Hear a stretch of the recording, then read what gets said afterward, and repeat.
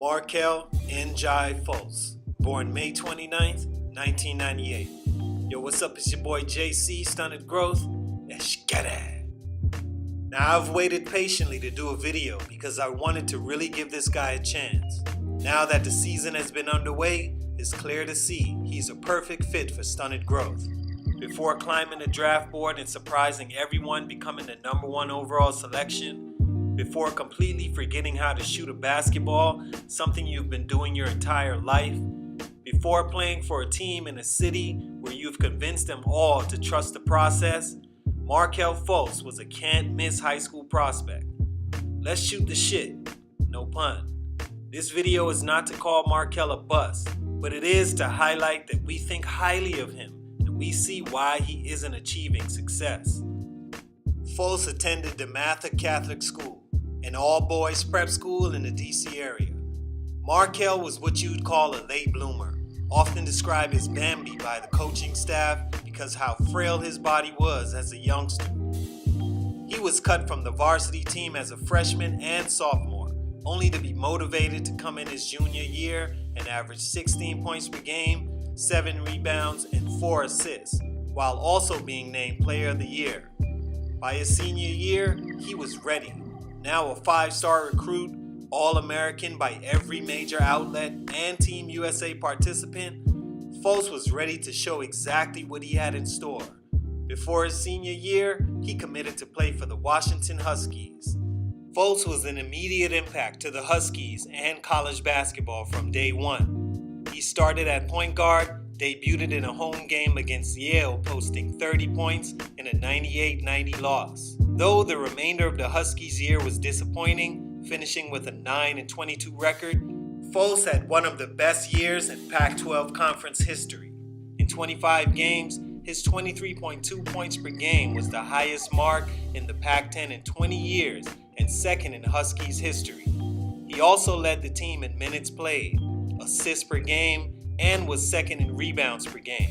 By the time Pac-12 honors were awarded, Fultz, the lone Husky selected to the first-team All-Pac-12 and third-team All-American. The consensus among sports analysts was that Fultz would be the first overall pick in the 2017 NBA draft.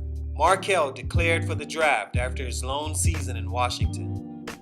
Stunt number 1, the draft calamity. Now, being the #1 pick is always an amazing accomplishment that represents all the work you put in throughout your career. But going #1 isn't just going #1. Sometimes it can actually take away from you as much as it gives. Although this is rare, it is true. In Markelle's case, this is what happened to him. I really think he suffered from being #1 pick. And not just that, it was how it all played out. In the months leading up to the draft, it was said and believed that Fultz would be drafted #1 by the Celtics. For a long time, this is what everyone thought, including Fultz. Of course, hearing this for so long, he began to envision it. Playing in Boston and also with another Washington guard, Isaiah Thomas, the two continuously talked over the phone about being soon teammates and everything else Celtics. Markelle was ready, but things all changed. Thomas was traded to the Cavaliers for Kyrie Irving, and the Celtics went on to trade the pick to the Sixers. Something like this can mess up your mind, man, especially if you're not ready, which I think Fultz just wasn't. He doesn't have that stand-alone #1 mentality, something like LeBron James. They just can't and don't like being singled out. Now that the Sixers had the pick, he was going to have to deal with going to a team in a market like Philly, and a team that is expected to do big things with the players they have.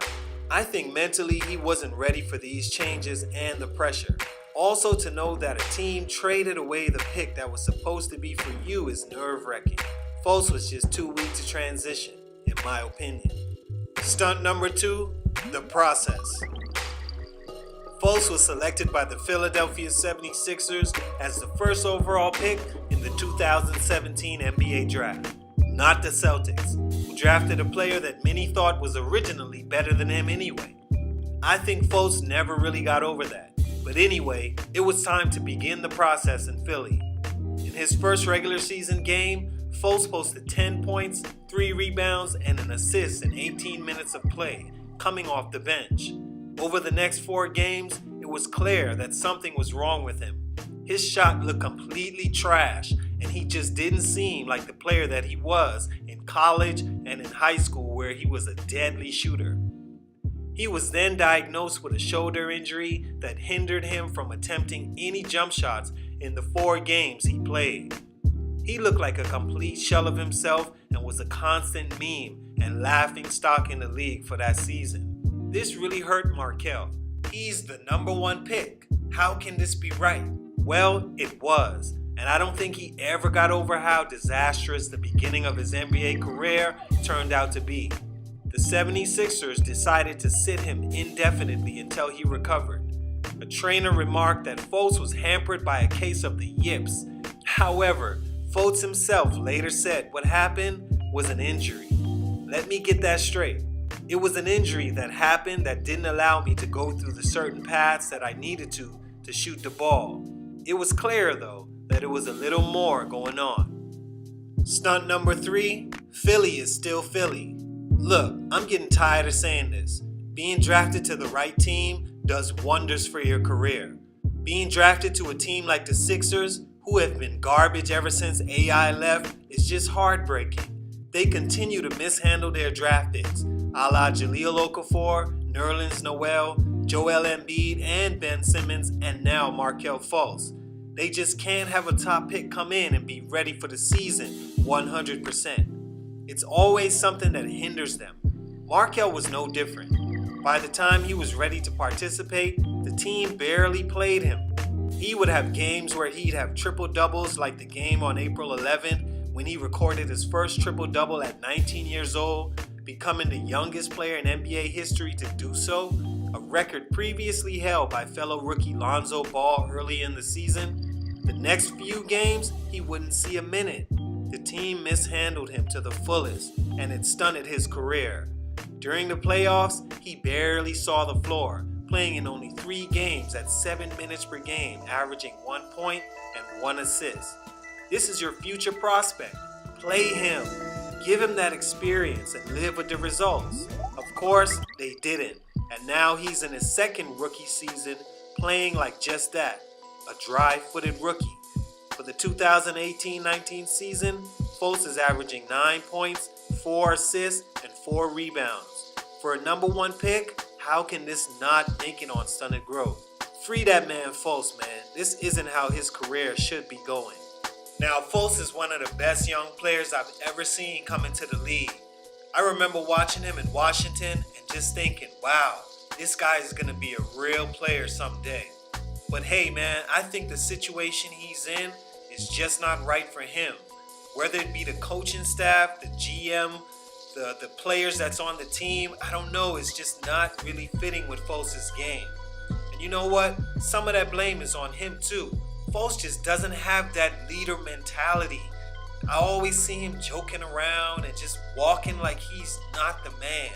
Fultz needs to change his mindset and understand that, look, I'm the number 1 pick. I'm the man, I'm young, and I'm about to bust some ass.